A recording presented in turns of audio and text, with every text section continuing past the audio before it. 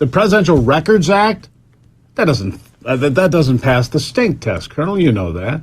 Espionage. You see, they throw these words around. Yes. To get people to groom people, if you will, to get people to the idea of, oh, Donald Trump's done it. But they did this over and over. The walls are closing in. The beginning of the end. You've heard all of these terms for months and for years, actually. It's the same game revisited.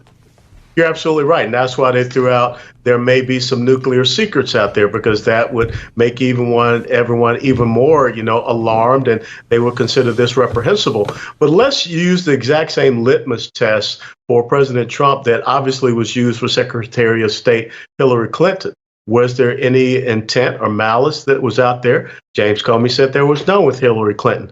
But when you consider the fact that Hillary Clinton did indeed, after they were subpoenaed, destroy 33,000 emails, destroyed government computer hardware and software, and made a joke of it, and nothing became of that. Now, anybody in the United States military, and again, I had a TSSCI clearance when I was a commander in the military, a lieutenant colonel.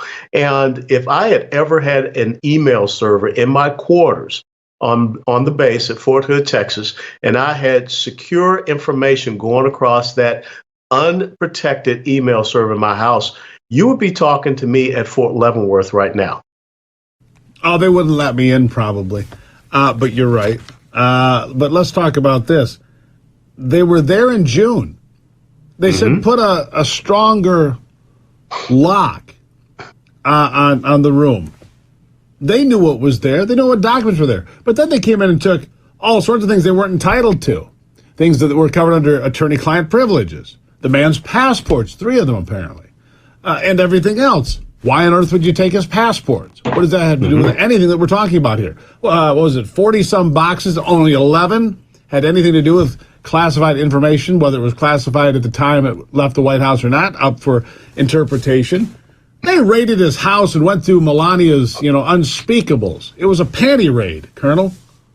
Well, what is amazing to me is that when you go back and look at this warrant was basically from the entire Trump presidency, from the day that he was inaugurated to the day that he left office. So in other words, they're going in and saying, we are going to completely negate your existence as president of the United States of America. We're going to take any and everything that we want.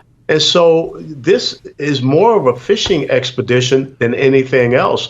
And I think that in the end, it will backfire against the Democrats. They don't have anything to run against. And if they think that they can do an unconstitutional raid against a former president's residency, which is unprecedented, this is not going to endear people to vote for them.